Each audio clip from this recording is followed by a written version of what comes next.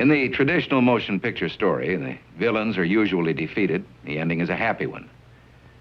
I can make no such promise for the picture you're about to watch. The story isn't over. You and the audience are part of the conflict. More human beings were slaughtered in the 20th century than in all previous centuries combined.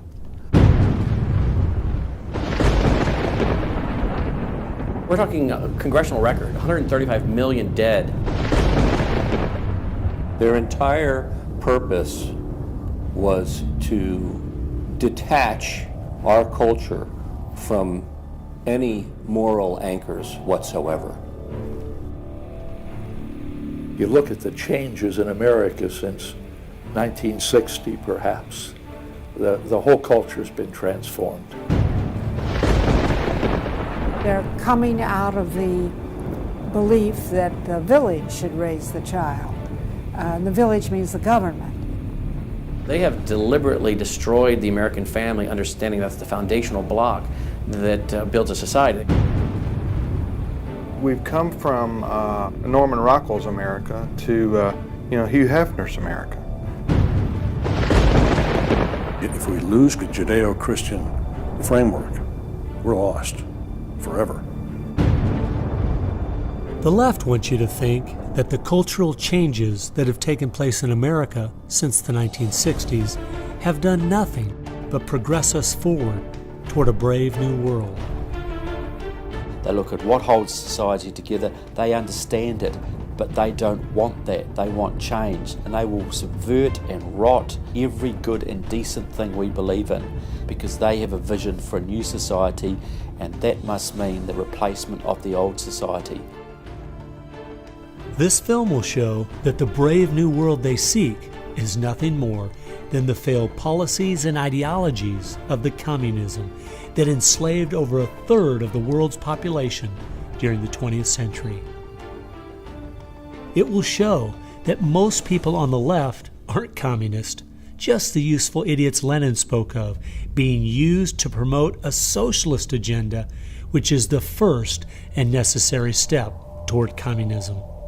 They basically try to say that the state itself is ultimate, that there's nothing, no law higher than the state, and if there's no law higher than the state, there's no appeal against it. History has proven beyond any doubt that the free enterprise that freedom produces provides more for anyone willing to work than any other system. So why would the left still be pushing their socialist agenda on us? I mean, it's really just microwave communism. There's only two possibilities. They're either ignorant or they're evil. From my investigation over the last 2 years into what has caused America's drastic decline, I'm sorry to say the left won't be able to use the ignorant card. They've left too much evidence of their agenda in their books, articles, and speeches. No, America has an enemy that is getting very close to accomplishing its plan of destroying the greatest country in all world history. Once people figure it out, they're going to do what people everywhere do. They're going to start protesting, and they're going to start revolting. And when that happens, that's when the powers that be feel threatened, and they use the power that they have.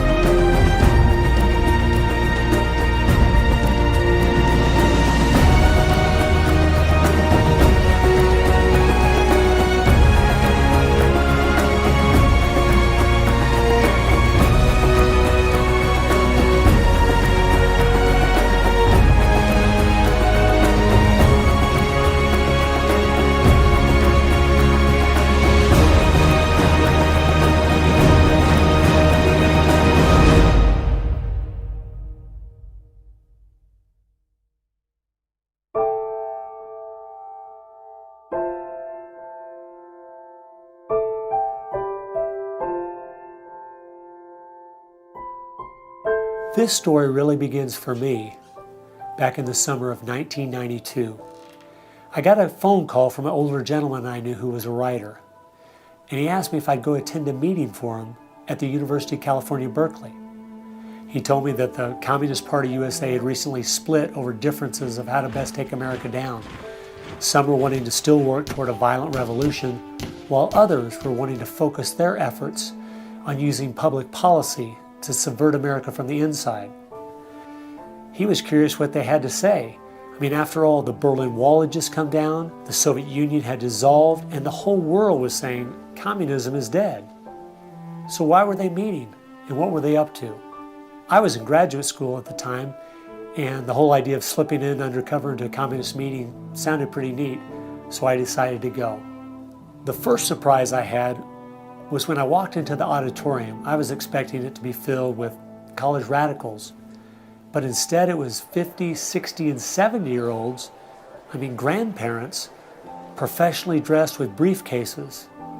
And I realized this might be a little more serious than I thought. As the weekend unfolded, I listened carefully as they outlined their plan and agenda and how they were going to infiltrate the institutions of America to influence us in the direction they wanted us to go.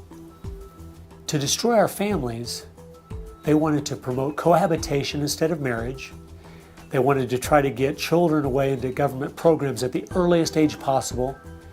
And they also said they'd like to get behind the feminist movement because they felt it had been very successful in making women discontent with marriage and motherhood. To destroy business, they wanted to get behind the environmental movement.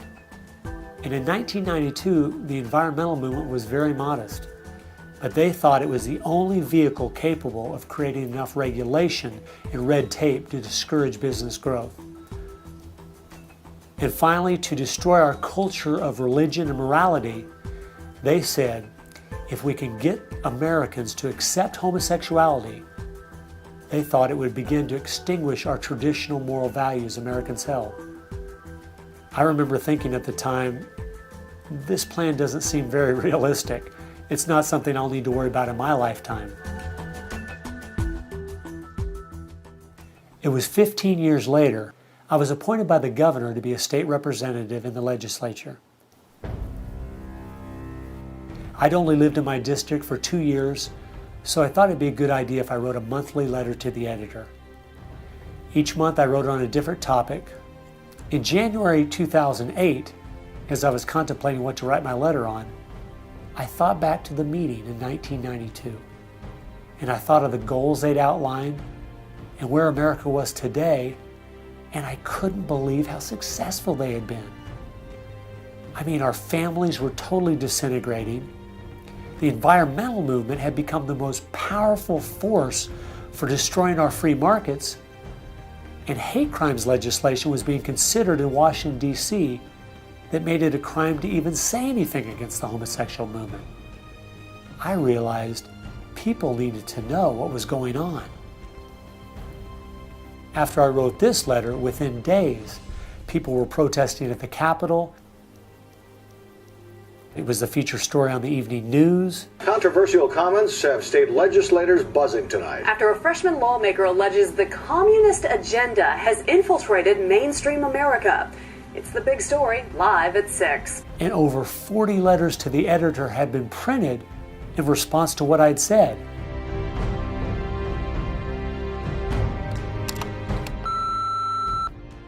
Hey, I just wanted to give you support on your newspaper article. Don't let them grind you down. Bye. I realized then I'd hit on something. One of the letters written in my defense stated that a book from 1958 had outlined a similar agenda. And this got my attention. The book was The Naked Communist by Cleon Skousen, who had been a former FBI agent. And inside the book, it documented 45 current communist goals from 1958. And as I slowly read through the list, seeing how specific their agenda had been to subvert us on the inside, I couldn't believe it.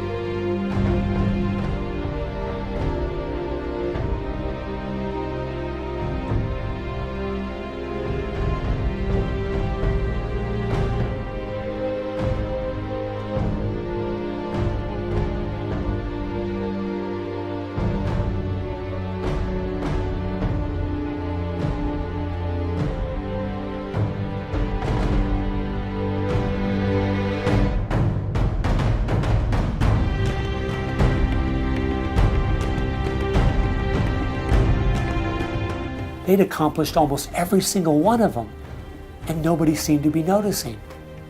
For at least the last 50 years, they'd been working actively behind the scenes, in the shadows, trying to move our people and our culture in a direction that was designed to destroy us.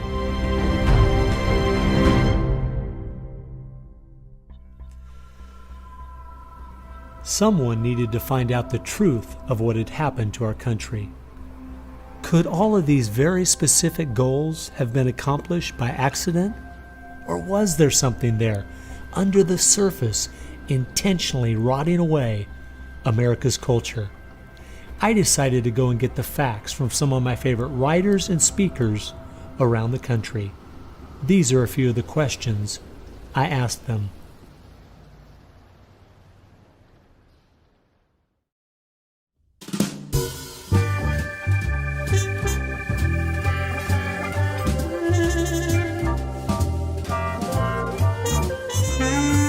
The common myth is that communism is dead, but there are more Communist Party members in the world today than there ever have been. One of the things the communists are doing worldwide is not using that name. And so what we have is people with some of the same ideas masquerading in the United States under a variety of names. They're even trying to get away from the word liberal to describe them, and they're trying to call themselves progressives. If you go to the American Communist Party website, all of the programs and policies they support are progressive. So progressives are anything from a hardcore liberal to a communist to a socialist. They all call themselves progressives, and they all have broadly the same values and work together. J. Edgar Hoover is called the masters of deceit. And a good magician raves one hand in the air while he's doing his dirty work with the other hand. And while everybody's saying communism has died, they moved through much of Africa. Communism is resurgent in South Africa. Into South and Central America. Right now, 6 countries in Latin America are now communistic. We have communist China, we have Cuba, North Korea, we have Vietnam. It still dominates behind the scene in Russia. It's still very strong in Eastern Europe. It is strong in the EU. It is strong in virtually every country in the world. Whittaker Chambers said, the communism succeeds because most people that promote communist causes are not communist. The useful idiots, that Lenin called them, it gives it an air of legitimacy it would never have if it was identified with communists and communism. So why has it been so easy for them to get people on the left who aren't communists to push forward their agenda? Once I looked at the political scale, it all started to make sense. On the far left, you have 100% government, and on the far right, zero government. Anarchy is no government and doesn't make sense at all. On the far left, you have socialism, communism, and Nazism, all systems that have a socialist form of government with only slight variances between them. Traditionally, Republicans were slightly to the right of center, and Democrats were slightly to the left. In recent years, though, through the radical influence of the media, Hollywood, and the multitude of Marxist professors in our universities, both parties have slid to the left, with the Democrats going so far they have openly joined hand in hand with the radicals. That's why they all work together. All the groups on the left now have the same goal, a socialist America. I thought we were over communism. I thought, okay, we won that battle. The Berlin Wall came down. Ronald Reagan won the day. We've got to look and see how he fought this, because we're fighting it again on American soil. Not hostilely attacking us like we feared in the Cold War. It is from within. And it has no opposition, none. And that's the frightening thing.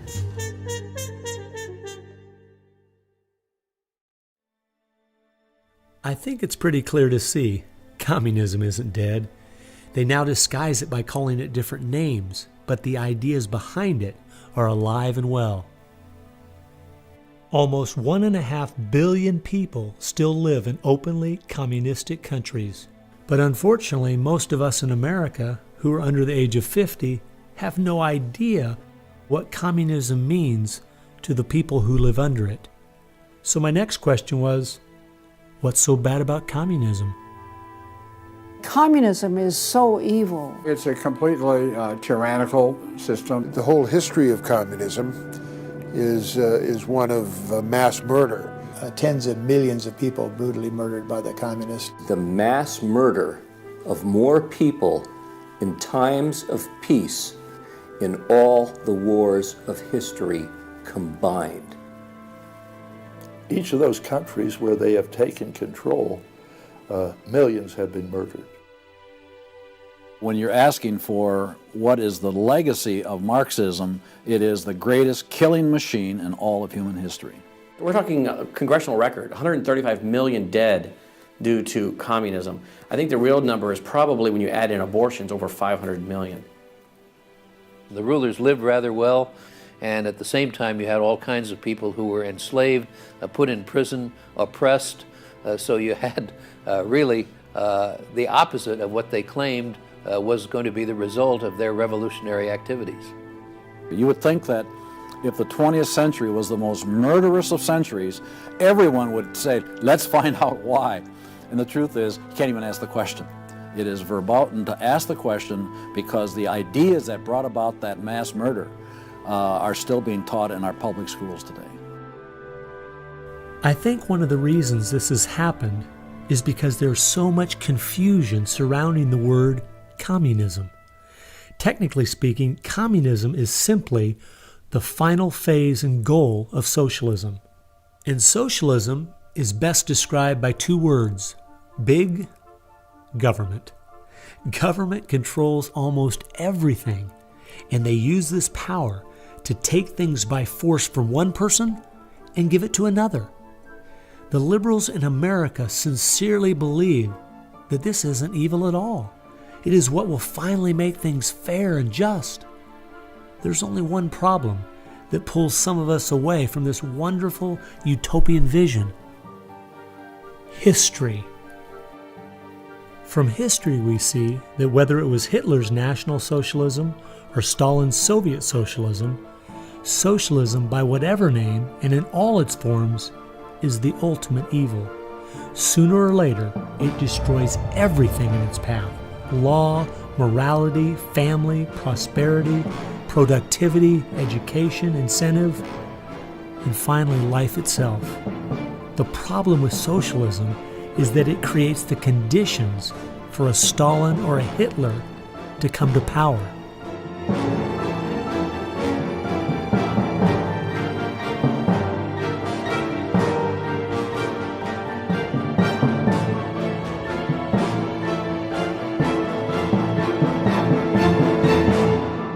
That's why communism has such relevance today. It's the final destination on the road we're traveling.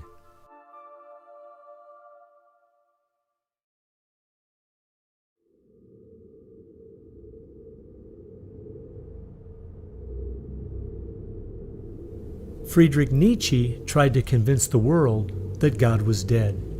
Charles Darwin tried to prove that humans are simply part of the animal kingdom. And Karl Marx realized that the philosophies of Nietzsche and Darwin would legitimize his own philosophy of communism. He knew their ideas would justify the brutality and slaughter that would be necessary to implement communism worldwide.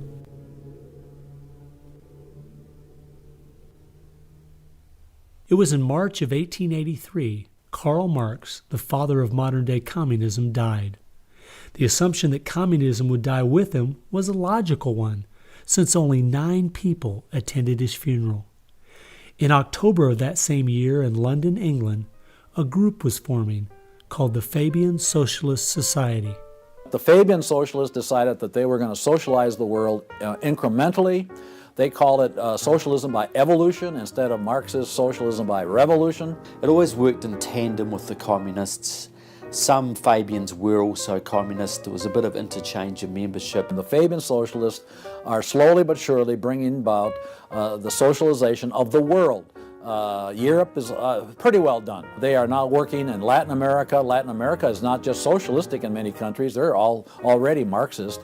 You have hardcore Marxists in Venezuela, in Nicaragua. El Salvador just went communistic, and of course Fidel is sitting right there laughing at this whole thing.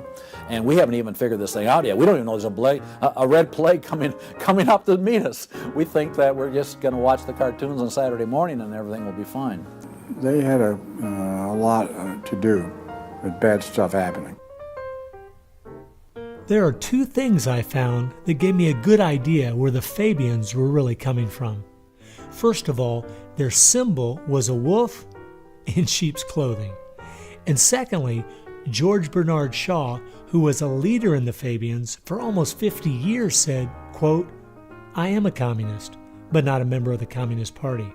Stalin is a first-rate Fabian. I am one of the founders of Fabianism and as such, very friendly to Russia," unquote. Fabians eventually begat the Students for a Democratic Society, which begat the Weather Underground, which begat basically the social changes that have happened in America in the last 40 years. Many of the SDS members from the 1960s still have an incredible influence on the direction our country is heading. One is the Reverend Jim Wallace, who was president of SDS when he was a student at Michigan State University. And yet today, he is the spiritual advisor to the President of the United States. They've been friends for many years. They go back to Chicago and the Chicago politics crowd. And during the Vietnam War, he was rooting for the Viet Cong to beat the United States Army. And when they did, he just couldn't believe it. He said it was one of the happiest days in his life. And another leader in the Students for a Democratic Society and founder of the Weather Underground is William Ayers, who has been a longtime friend and neighbor of President Obama. It came out in 2009 that Obama's book, Dreams from My Father, was even written by Ayers. So the influence from the Fabian Socialist Society goes right into the White House.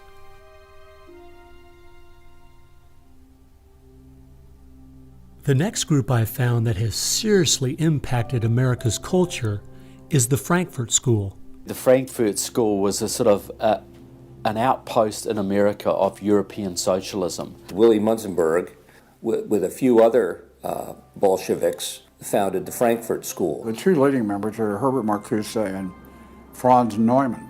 Franz Neumann was, in fact, a Soviet agent.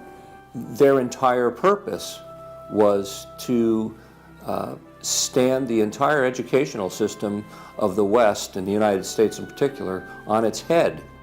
Bertrand Russell, who worked with the Frankfurt School, said, "By using psychological techniques to teach the children, we will be able to produce, quote, an unshakable conviction that snow is black," unquote.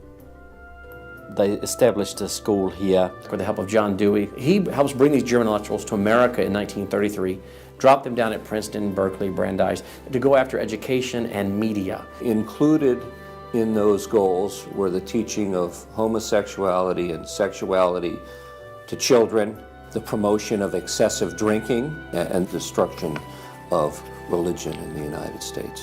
That was a big one. And they basically started the social rot. Willy Munzenberg said, "We are going to make the West so corrupt it stinks." I love spending time with my family, July 4th, baseball, and apple pie, and my mind can't even comprehend that there were groups of intellectuals back in the 1930s plotting and planning how they could make America so corrupt it stinks. There are certain lines and certain limits, and the left has always pushed it as hard as they can, as far as they can, and will protect any pornographer, any deviant, any any negative cultural form they can find, basically to degrade the culture. And that goes right along with the feminism of today, which was part of the Frankfurt School's desire to destroy a patriarchal society for a matriarchal society. In other words, remove the father as the loving provider, discipliner, discipler, leader of his home, where you instill virtues and integrity and modesty. That's been broken down on purpose because they knew if they could destroy the family, they could destroy a nation. And instead of having a father who leads and disciples and protects the home and provides for the family, the government steps in as a nanny state. The Frankfurt School developed the concept of cultural Marxism. Penetrate the culture, take it over, and then everything else will follow. And of course they did that, and today we've had a complete cultural revolution. As many people in America are familiar with the phrase "make love, not war," that actually came from Herbert Marcuse, who was with the Frankfurt School. So these guys went after education, they went for media, and they've been very successful in changing the entire worldview of Americans through what they call political correctness, but it's really cultural Marxism, with the goal being to destroy Christianity, then create chaos, and then move to their ultimate goal, which is from cultural Marxism to traditional Marxism, which is socialism. Most of the strategy to remake America from within started with Antonio Gramsci, who wrote over 2,000 pages back in the 1930s outlining how to take a Judeo-Christian culture down from the inside. The plan he suggested has been the main focus of the left ever since. Antonio Gramsci was a neo-Marxist philosopher. Antonio Gramsci was an Italian communist. Antonio Gramsci is probably the biggest troublemaker in the world. He's probably got more responsibility for our social ills than anybody else on the planet. He knew of the importance of undermining the morals and the character of this country. Because America had a strong Christian heritage, you had to attack the culture. You had to change the culture. Even to pornography, into areas that most people normally wouldn't accept. He said that we're going to destroy the West by destroying its culture. We're going to infiltrate and we're going to turn their music, their art, and their literature against them. That means that you penetrate the universities, you write the books, the novels, the poetry, the music, the book reviews. And once you control the culture, then you can sort of shape the thought of rising generations. He differed with Marx. Instead of, for example, destroying the church and the other basic institutions, he said infiltrate them and use them to change the culture. What Gramsci had to say was that this is the way that government is perpetuated and society is perpetuated is through these churches, because they set the standards, they set the framework of the way people live, of rules, how a family should be structured. He didn't want a revolution on the streets that would be overturned by the police the next day. He wanted to change society over the long term so that we'd have a revolution without us even realizing it, basically. And the communists have been very effective in promoting their ideology in Hollywood, in the mass media. And I think he was quite right. I think that's exactly what has happened. I think that's where it's worked. I think it's working that way now. And that's where a lot of these people come from. And that's been the big success story of communism in the last 50 years. It's the professors, it's the educationalists, it's the journalists. They are the shock troops, the Gramscian shock troops of the future. And one of Gramsci's all-star disciples, Saul Alinsky, became one of the most influential radicals of the 1960s. Well, Saul Alinsky was a prominent radical in 1930s Chicago. He worked closely with the Communist Party.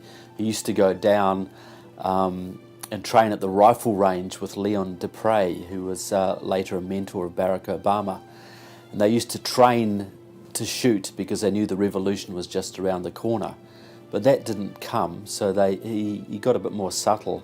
Well, Saul Alinsky called for a community organizer to stir things up, to create agitation. In fact, he said, you'll be accused of being an agitator, and that's exactly what you are. He wanted the haves and have-nots fighting with each other. It wasn't until I was watching an old film from World War II that I realized what the left has been doing in America to pit the poor against the rich, blacks against whites and the young against the old, is the same tactic Hitler used to disunify Germany. You see, they knew that they were not strong enough to conquer a unified country. So they split Germany into small groups. They used prejudice as a practical weapon to cripple the nation. Remember that when you hear this kind of talk. Somebody's going to get something out of it, and it isn't going to be you. And they use the conflict as justification for more government to stop the chaos. So they create the chaos, and then they step in as a solution to the chaos. And as Francis Schaeffer said, once this chaos comes, most people will willingly give over to an authoritarianism because they don't want the chaos. His book was kind of the field manual, if you will, for these activist organizations. Which President Obama studied and taught at a workshop for 4 years in Chicago as a community organizer for ACORN. As I was reading through Rules for Radicals to see where he was coming from, I just happened to take a look at the dedication in the front of the book. And this is what I saw. Quote, "Lest we forget at least an over-the-shoulder acknowledgement to the very first radical, the first radical known to man who rebelled against the establishment and did it so effectively that he at least won his own kingdom. Lucifer." Unquote. Saul Alinsky from Antonio Gramsci has had an incredible amount of influence on our president and on our society, and he dedicates his book openly to Lucifer, Satan. I think that says more about where their ideas and plans are based than anything else. You asked what Saul Alinsky's impact is on the leftist movement today, and it basically defines it. It defines it. Saul Alinsky took the best of Gramsci and the best of the Fabian socialist ideas, combined, repackaged, and sold them to the 60s radicals. After studying Alinsky, Richard Cloward and his wife, Frances Fox Piven, came up with what is today known as the Cloward-Piven strategy. Now, their idea was basically that to destroy society or destroy capitalism per se, they needed to overload the system. The idea was to get everybody you possibly could on welfare, to get everybody you possibly could basically milking the system in some way or another. It was called the crisis strategy, and it became very well known by activists and radicals in the 60s. They published an article in the May 1966 issue of Nation magazine called The Weight of the Poor, in which they outlined their strategy. Rathke read that article, and Rathke ended up starting what we now know today as ACORN. And of course, Cloward and Piven had been studying Saul Alinsky. So Antonio Gramsci gives us Saul Alinsky. Saul Alinsky gives us the Cloward-Piven strategy, this husband and wife that said, hey, let's collapse the American economy by implementing so many entitlements, so much of a welfare state at collapse. Rathke studied the Cloward-Piven strategy. He starts ACORN. And of course, ACORN gave us Obama. And to show what a small world it is, Wade Rathke, who started ACORN, was the draft resistance organizer for SDS, the group the Fabians started. They've used that strategy ever since to expand voting rolls, to expand welfare rolls wherever they can, basically just to overload the system, to increase the tax burden on the middle class, and basically bring capitalism one step closer to destruction. I guess we shouldn't be surprised that we still have open borders, that so many people are dependent on the government, and that the left keeps pushing these programs when all they've done is tear apart the black families in America and create generational cycles of poverty. The last group that has worked alongside the Fabians and the Frankfurt School using Gramsci's approach is the Communist Party USA. Probably the most important book on this subject is called Towards Soviet America by William Z. Foster. William Z. Foster was the head of the Communist Party himself. He ran for the President of the United States in 1932, but in the book, Towards Sylvan America, he literally lays out chapter by chapter by chapter what is entailed to bring about a USSA, not just a USSR. Two of the movements they started in America have played a significant role in tearing apart our families, in breaking down our morality. Betty Friedan is credited with really starting the feminist movement in this country. The purpose really was to attack full-time homemakers, to get them out of the home, to make them think they live dreary lives, to make women feel they are victims. It's the science of victimology. And that is so unfortunate, because the American woman is the most fortunate class of people who ever lived on the face of the earth. And to try to tell them that they are victims of an oppressive, unjust patriarchy is just a grievous lie. But unfortunately, they are teaching young women that and have been doing it for many years. While Betty Friedan was pushing her book, Feminine Mystique, she implied that she was coming from the point of being a frustrated housewife herself and just wanted to be a help to other women. But later in the 1990s, it came out she was in fact a radical propagandist for the Communist Party and a staunch supporter of Stalin. So when she had described the American family as, quote, a comfortable concentration camp, unquote, it wasn't because of her experience at home. It was because she was just doing her part to dismantle our families. I'm a student of communism, and the communists set up various groups and various societies. Their society that they set up to promote homosexuality in this country was called the Mattachine Society. And it was founded by Henry Hay, a leading member of the Communist Party. So since I was studying communism and teaching on the issue of communism, you just follow leads, and all of a sudden you realize, what is this Mattachine? I've never heard of this Mattachine Society. Well, it was Henry Hay's organization set up to infiltrate the culture of the United States to make homosexuality normal. It's always been a movement dominated by the left. It's all these so-called isms. You will find there's a communist or a socialist behind every one of them, and you'll always see their targets. It's basically the traditional family unit. The war is still against the family.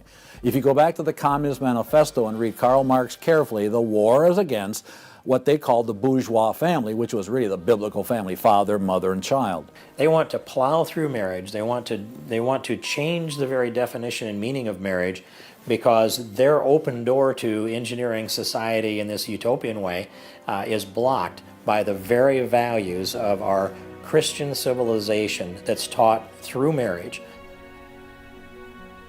And so the left just has got to destroy the family, because if there's any one thing that will prevent the left from carrying out its agenda, it's healthy and strong nuclear families.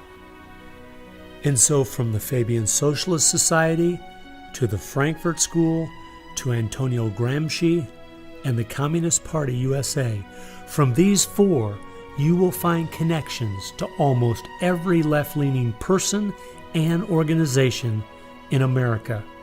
Their influence has been incredible.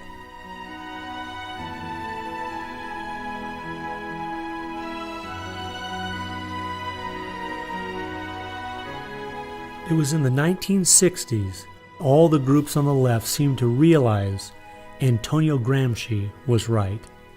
In a Judeo-Christian society, you will never be able to persuade people to rise up in a Marxist revolution and start killing each other off. The only way to take the culture down is through penetrating the institutions of influence to change the people from within.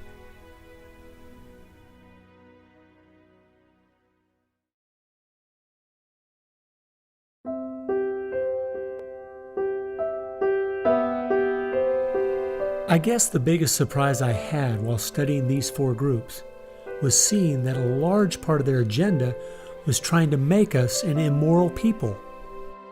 The communists knew in the 1930s and since that time And the leftists know today that if you can break down the cultural traditions, the basic rules of morality, then it's much easier to move people in different directions that are counter to the good of society.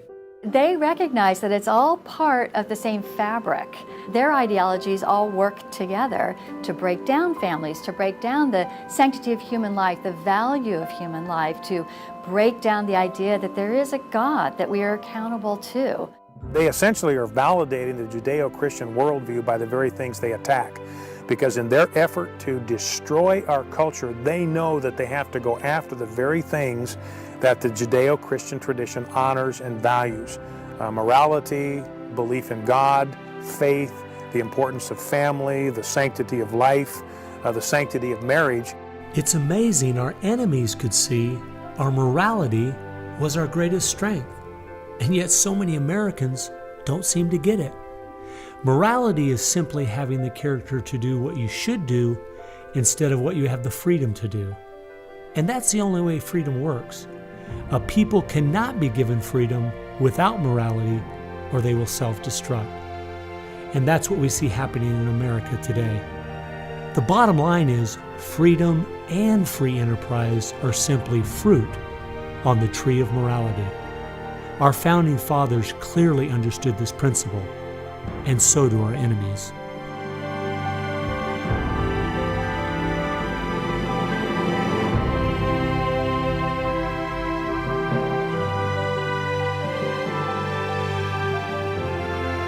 There is an important fact we need to face.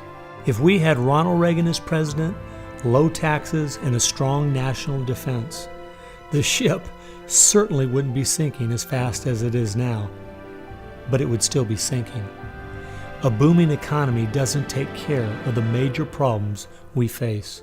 50% of all marriages end in divorce. 40% of all children born out of wedlock. Over 3,000 women a day aborting their babies. 19 million new cases each year of sexually transmitted diseases. Schools that teach the children everything is relative. There is no right or wrong. And the list goes on and on. I recently read in our local paper that over the last 12 months, almost 7% of all high school students in my state tried to commit suicide.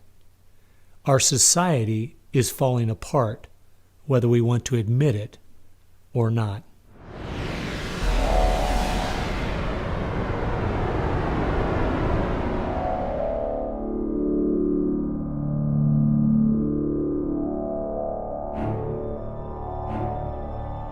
Karl Marx had the insight to see that dethroning God and destroying capitalism went hand in hand. As you attempt to dethrone God by erasing the morality in a society and destroying his institutions, the family and the church, you are destroying capitalism. Because as the families fall apart and the church loses its influence, society starts to crumble. And then government has to expand to pick up the pieces. The question, as Whittaker Chambers put it, was God or man? God or man?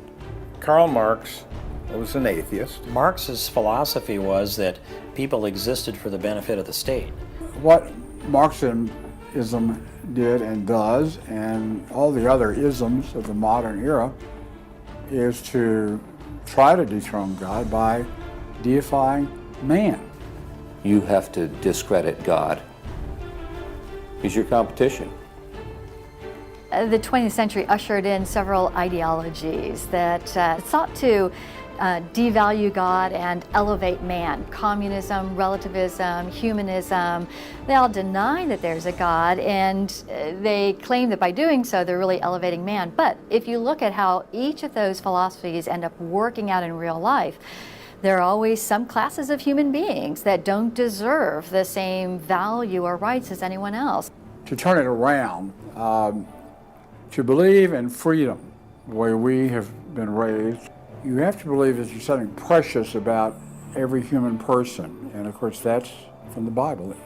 Imago Dei, we are all created in the image of God. Therefore, Every human being is entitled to respect and dignity and freedom, and that is distinctive to biblical religion. You don't find anywhere else. Almost all the ideas that have made America such a unique and great country our founding fathers got straight out of the Bible. I guess that's why the left only has a problem with one religion, biblical Christianity. They never complain about separation of church and state when it comes to Islam, Buddhism, Hinduism, or any of the other religions. In fact, a couple years ago, the Dalai Lama came to my town, and during the school day, at taxpayers' expense, thousands of our local school children were bussed in to hear him talk. I wonder if they would ever do that for someone like Billy Graham. No, they must destroy the Bible's influence in America so they can step in with big government in its place. It's an age-old question. Are we going to believe in God, or are we going to play God ourselves? Essentially, for the left, the choice that they see very clearly is people are going to depend upon God or they are going to depend upon government. They want people to depend upon government, so they have to destroy faith in God. At its core, it's a rebellion against God and God's laws. And that's what the battle is about. That's what the assault is on. That's why Christianity is a target. And that's why we saw the gulags in the Soviet Union. We saw the concentration camps in Nazi Germany. And all the ideologies that elevate man end up devaluing certain human beings.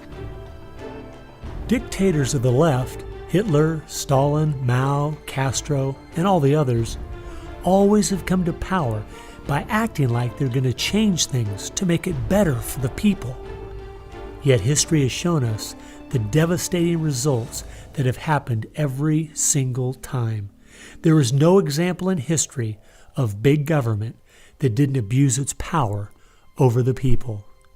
But people who have believed in the God of the Bible and that our rights are a gift from Him to everyone have always stood up for the preciousness of every human life. You look at those who have fought for true human rights throughout the ages, and it's those that do have a strong faith in God, those who fought against slavery, and those now today who are fighting for the sanctity of human life. Like the Declaration says, we hold these truths to be self-evident, all men are created equal. Aristotle didn't believe that. He said, no, some people are born to be slaves, and some other people are born to rule over them. And the reason that you and I know different, and it's not because we're smarter than Aristotle, he was a smart man. But we have something he didn't have. We have the Bible. And so, therefore, that's where we get these ideas. And from pagan antiquity or neo-paganism or all the modernisms, you get the opposite. After studying this topic for the last 2 years and reading literally hundreds of their books and articles and speeches, I've come to the conclusion, whether the left knows it or not, their plans and goals can all be summed up very simply. They are at war with God. A people that are moral and believe their rights come from God would not only never want what they're selling, but would also never need it. And they know that.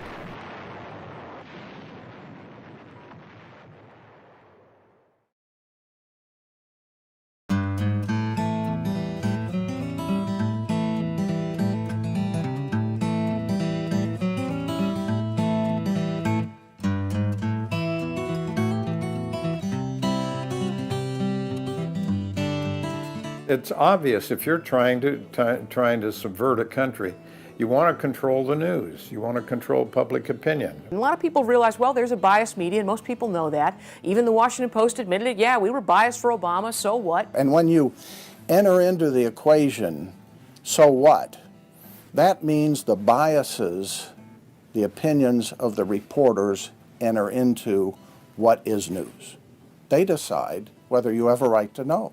And it's no longer a bias. They turn from just political bias to activism. They go to the places that influence, or I should say, where they can have leverage.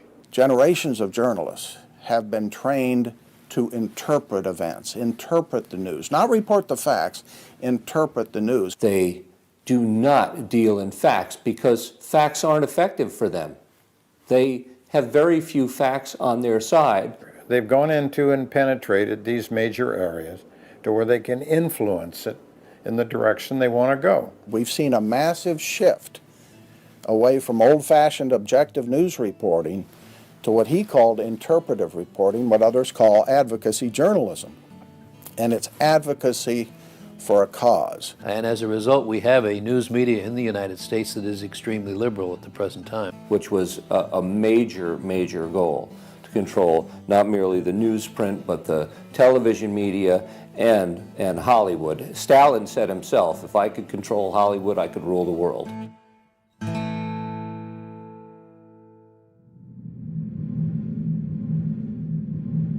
Children are always the first targets of anybody trying to bring down a system.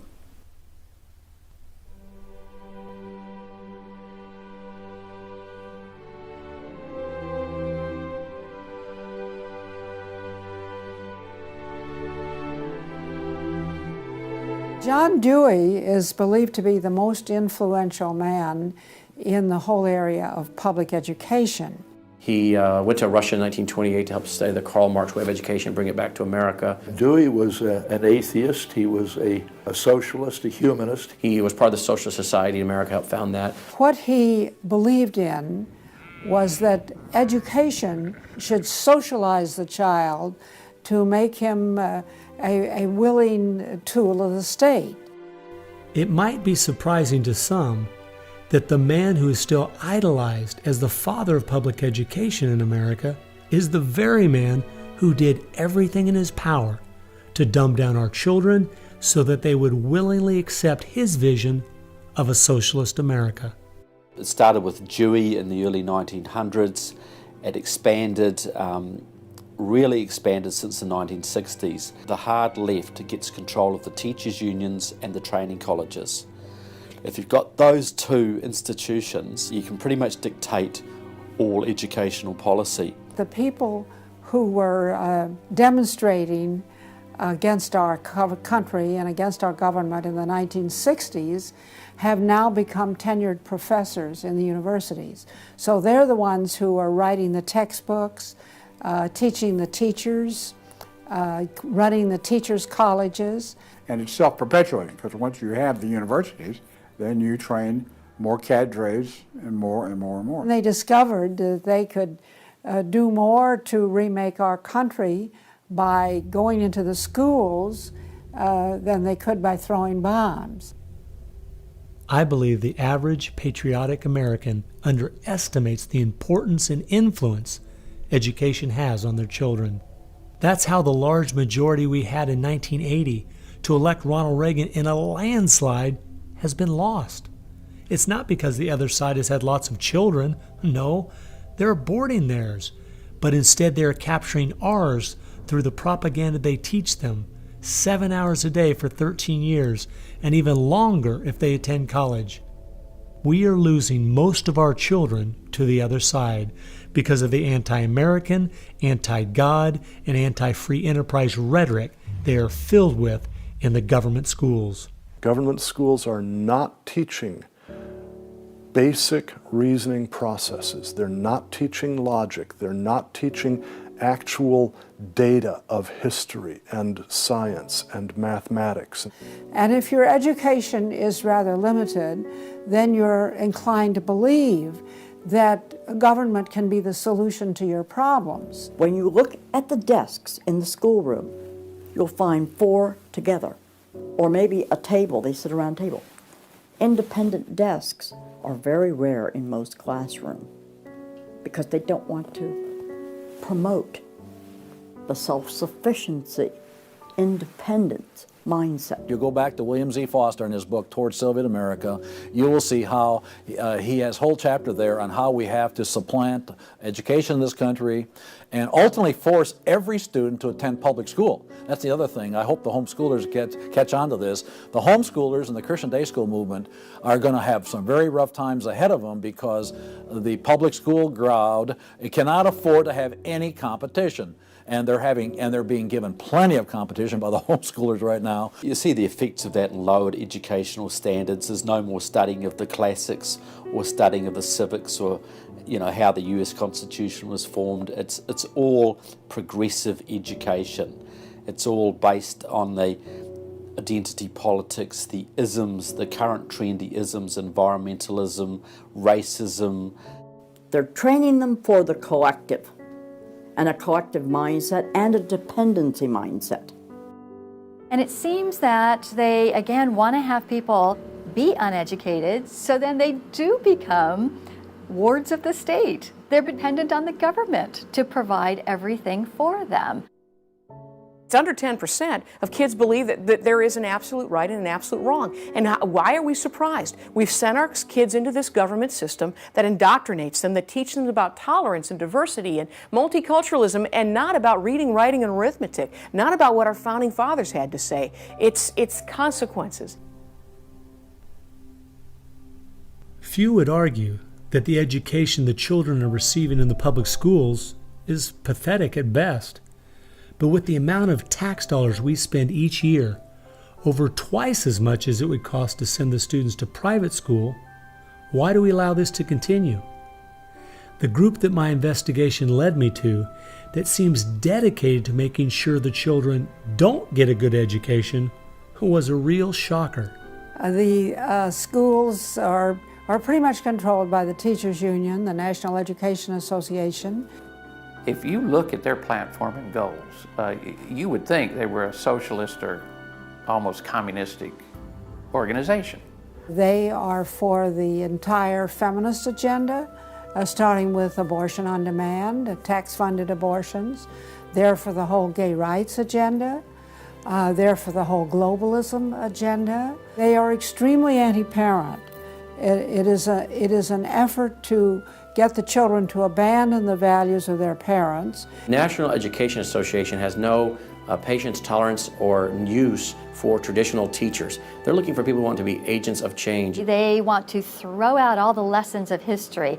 And really it's an attempt to then impose their own views and ideas onto people, get them to act as activists. If you control those institutions, then you can control everything else.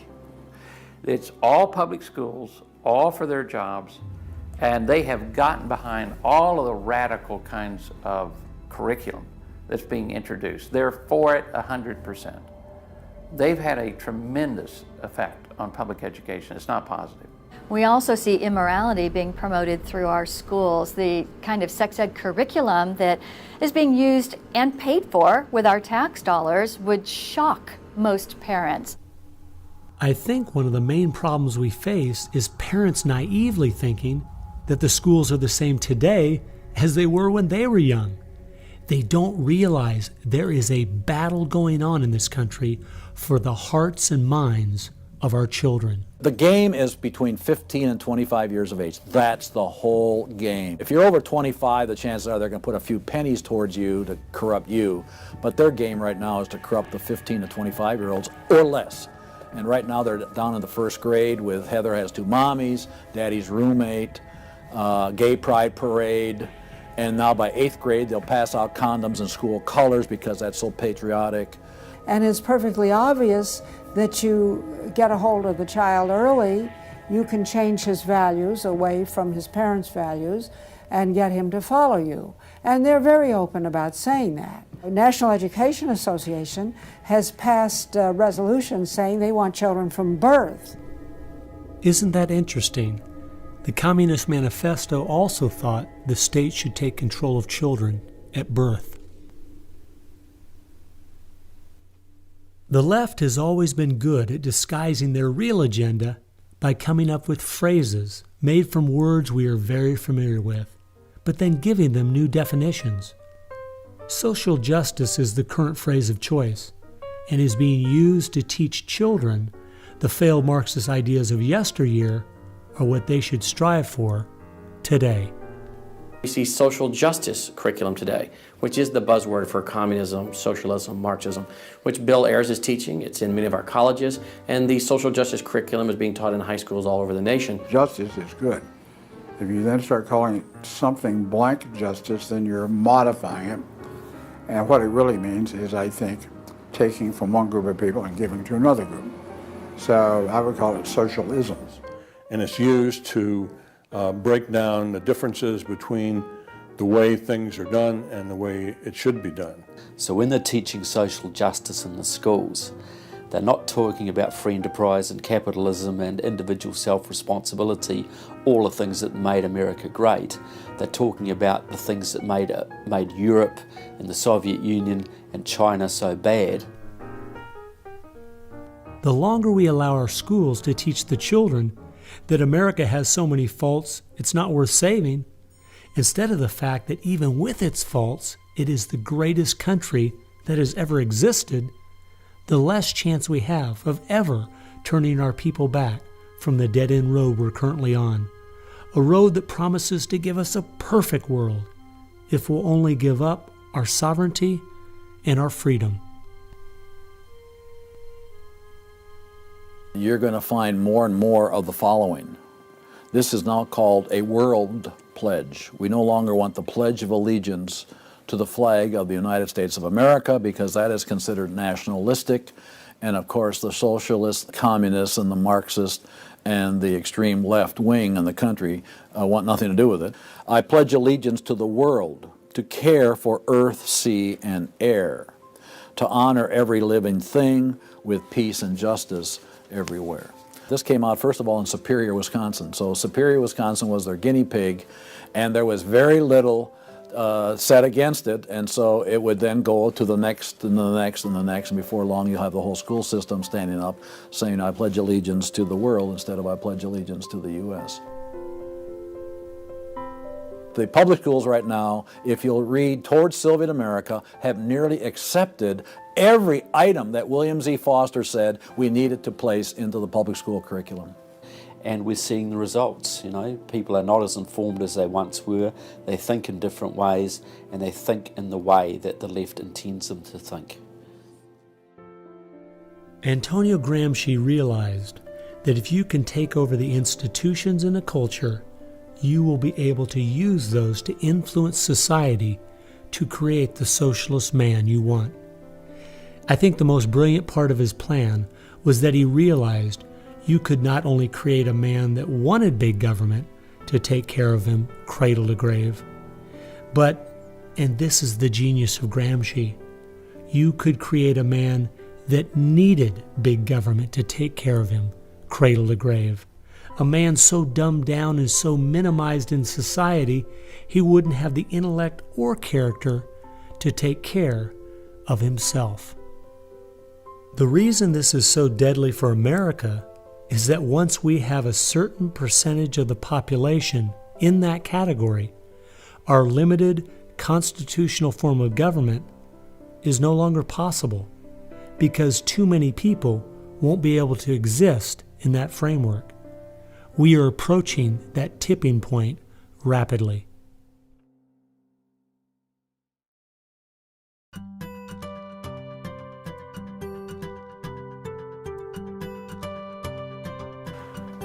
If you can persuade people that government should be in control of the distribution and use of energy, you can persuade them, or rather, you have persuaded them of the necessary and sufficient condition for government control of the most intimate aspects of our lives. One of the main thrusts of socialism these days is obviously through the environmental movement. You know, one hates to pick on Al Gore too quickly and easily, but I read the whole of his book, Earth in the Balance, Ecology and the Human Spirit, back in 1992 when it was first published. And if you know anything about the history of political philosophy you read the last chapter in that called A Global Marshall Plan, and you understand that there is no way to implement what Al Gore was calling for in 1992 in that book, except by means of totalitarian world government.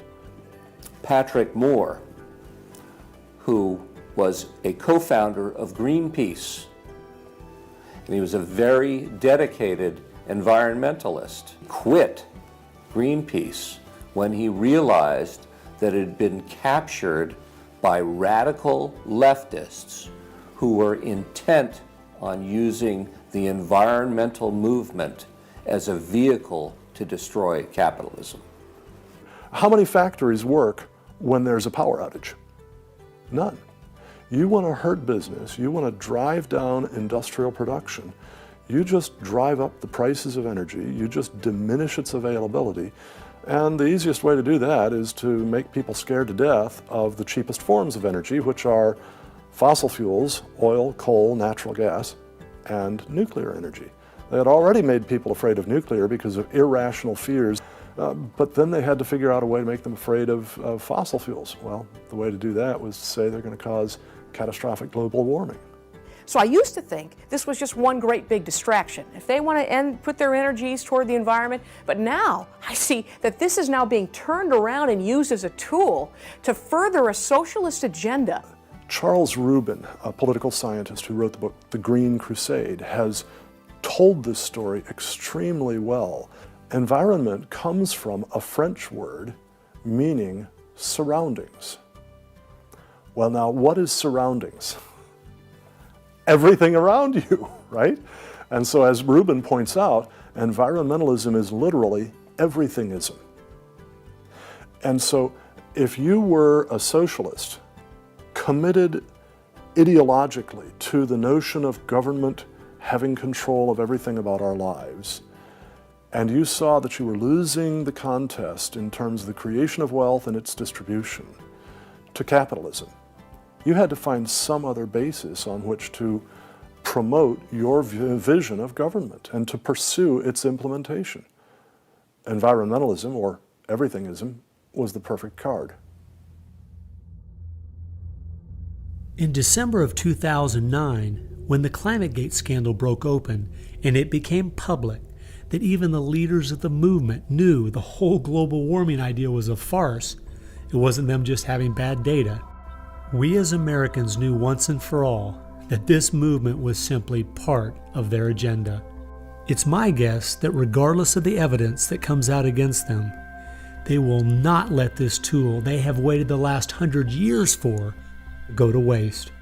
A tool that gives them the absolute power and control they want, but allows them to get it under the guise of saving the planet.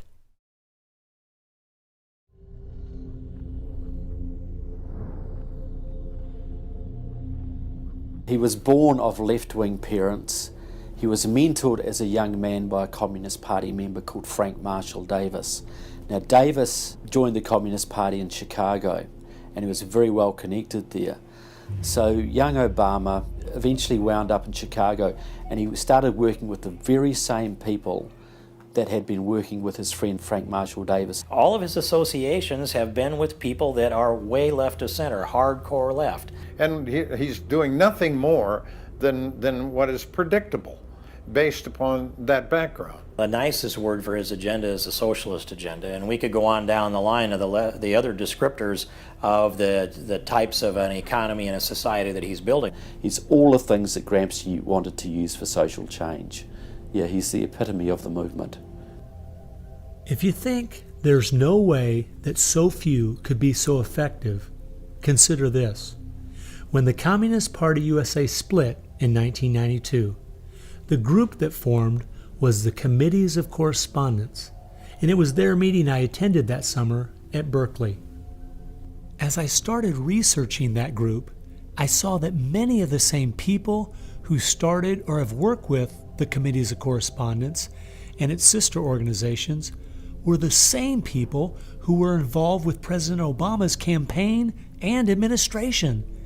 I found file after file on Trevor Loudon's website documenting with footnotes and photographs these connections. The radical left has been so successful, they have persuaded the American people to put one of their own in the White House. Socialism and Marxism go together like Mary and Mary's little lamb. The general populace knows very little about what the socialists are up to. If you're going to find socialism, you're going to find the hardcore communists right behind it. One of the main avenues has been through what they call the Congressional Progressive Caucus. 20% of the US Congress are members of this organisation. They have chairmanships of most of the major House committees and are easily the single most powerful bloc in the US Congress. And virtually all of them are tied to either Democratic Socialists of America, the Communist Party USA, or other radical organisations. We're literally at this very time watching what's transpiring and has been going on from the Fabian socialist point of view from 1883 to the present. So these guys don't give up. And they're going at a breakneck speed because they know they've got an opportunity now to change America in a way that can never be changed back.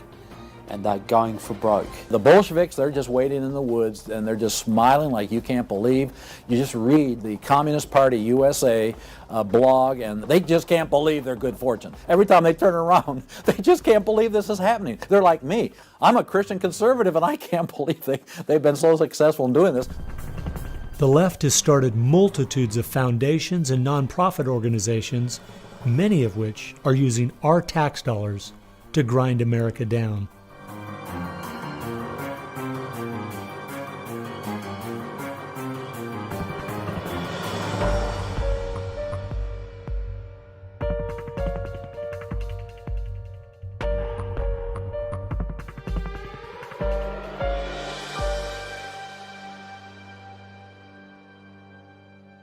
They use all kinds of patriotic words to masquerade an extreme leftist orientation, which, if anything, would enslave the people in the same kinds of things with the same kind of ultimate results as communism had. The communists will let the socialists go so far, and then ultimately the communists really turn on their fellow socialists and they wipe them out too.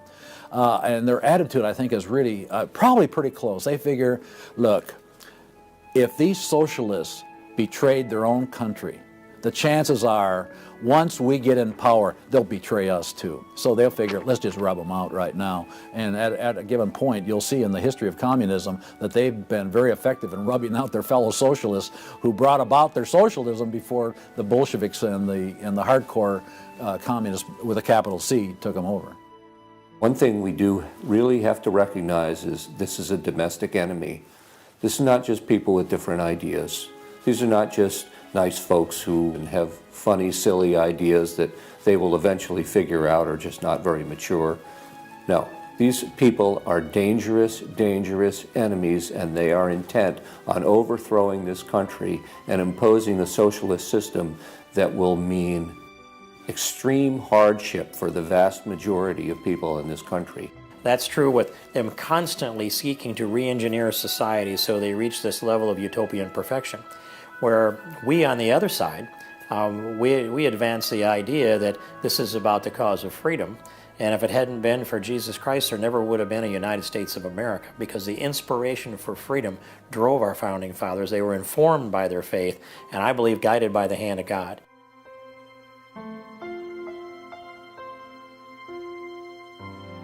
No. No. Perhaps treacherously close. It is never over until it's over. When the fat lady sings, isn't that the slogan? And when the fat lady sings, it's over. Now, she might be clearing her throat. We saw the great country of Germany in the 1920s brought to its knees. Hitler came into power and destroyed the country. We see countries like Zimbabwe in Africa, which was once a prosperous breadbasket, now just wrecked. Argentina was destroyed by the socialist Perón in the 50s. It was one of the richest countries in the world. So, no, we're not at the point of no return, but it's getting pretty late in the day. There's no time to be casual, that's for sure. We've spent too many years thinking, because we have Republicans in office or the stock market is doing well, that everything's okay. This is why the left has gained so much ground. It doesn't matter who's been in office. They've just continued pushing forward with their agenda. Well, I believe this is our last chance to push back.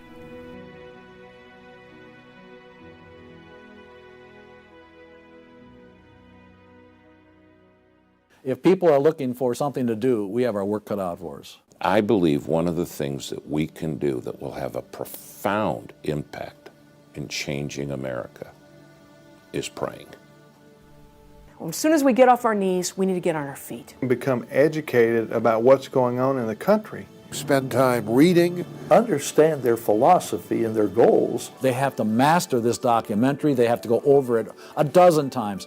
It might be having a monthly movie night with family and friends, watching one of the many great documentaries out there about what is going on in our country. One of the things that I think people in the United States who believe in our country, believe in our values, can do, quite frankly, is stand up for those values, to make their views known. And there's times that you got to speak up, and you've got to call things what they are. We need to be willing to be criticized and to not be silent because of the criticism. It was Martin Luther who said, if we're faithful on all battlefronts besides, precisely where the battle's the hottest, then we're traitors to the cause. I like the quote by Abraham Lincoln, who said that silence makes cowards out of the best of men. And we got a lot of people that need to be speaking up right now.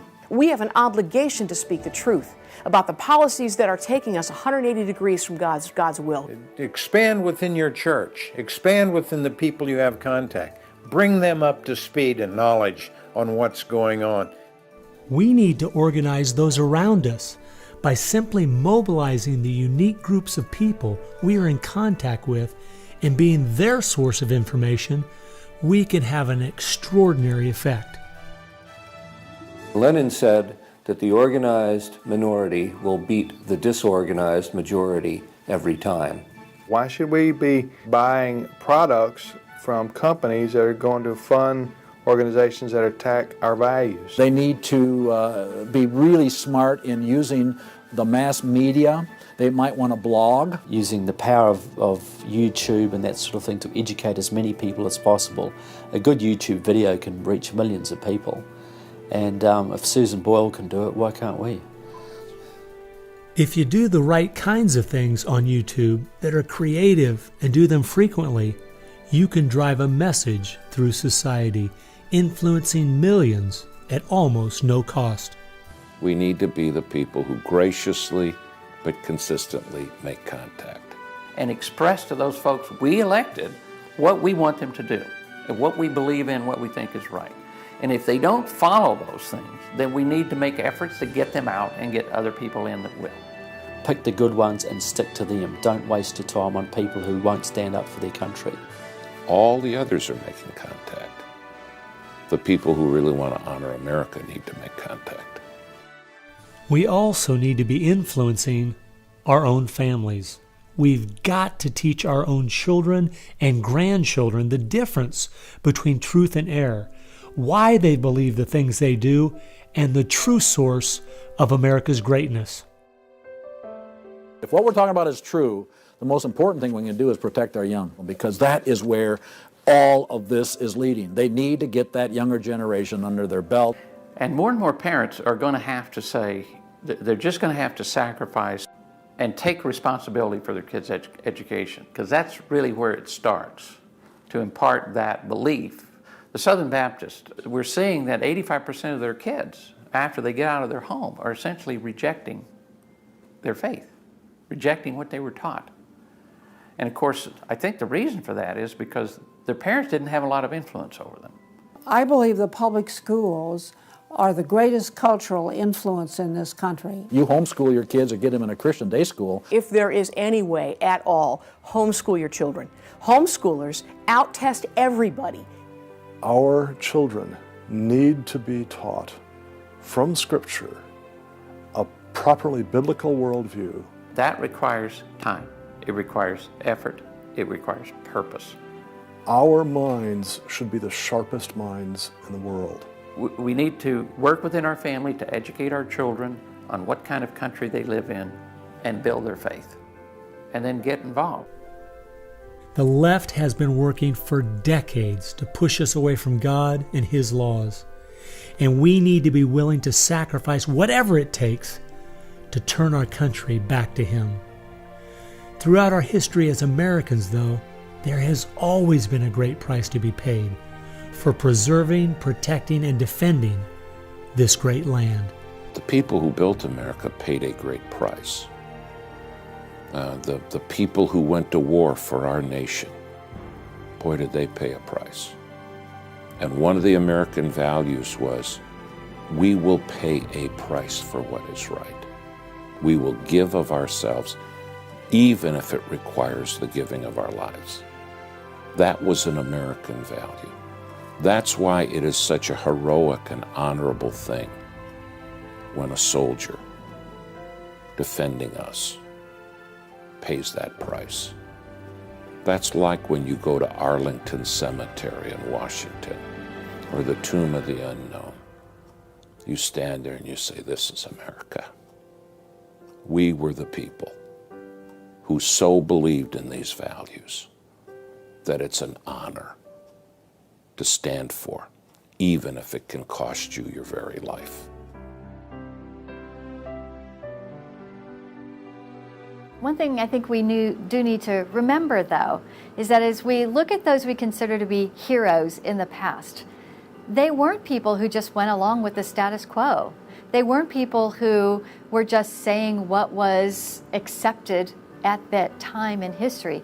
They were people who were rising up above the evil that was being committed in their culture at that time. That's why they were heroes, because they weren't like everyone else. Never, ever lose sight of the power of one individual American. They can have an unbelievable magnifying effect just by the very fact they make up their mind to do so. The hope is in this, as Francis Schaeffer said, that as the dull ache of the human soul can no longer be filled with material prosperity, people are going to turn to spiritualism, whether it be pagan spirituality or biblical Christianity. We know, according to the Denver Post, June of 2008, pagan spirituality is doubling in America every 18 months. So we better get out there, because I'll tell you, pagan spirituality and Christianity will both get you to God, but one will get you there as your judge, as your Savior. If we humble ourselves, we fall to our knees, if we seek His face, we pray, and we turn from our wicked ways, then we have a chance for God to hear from heaven, to forgive our sins, and heal our land. And if we are being judged, then we need to use this as an opportunity to show people that this judgment in this life is nothing compared to the judgment that's to come, that's eternal, and really make them understand the importance of fleeing God's wrath by accepting Him, repenting of their sins through faith and repentance. I believe that's the only chance, the only hope we have as a nation. Hope is not found in rhetoric. Hope is found in God, the God of creation. And you know what? Our founders were in covenant with that God. You need a dedicated, informed, praying Christian making things happen and being determined to do so.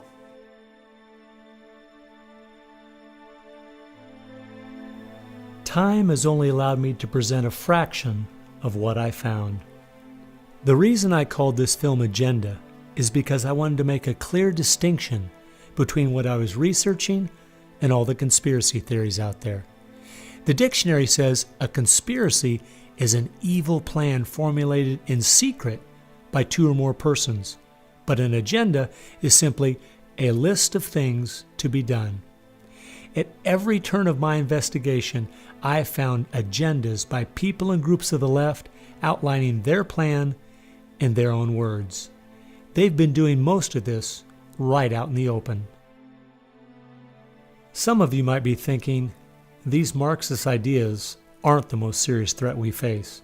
What about militant Islam, our open borders, the national debt, or even China? Well, I agree. America is facing so many serious threats right now.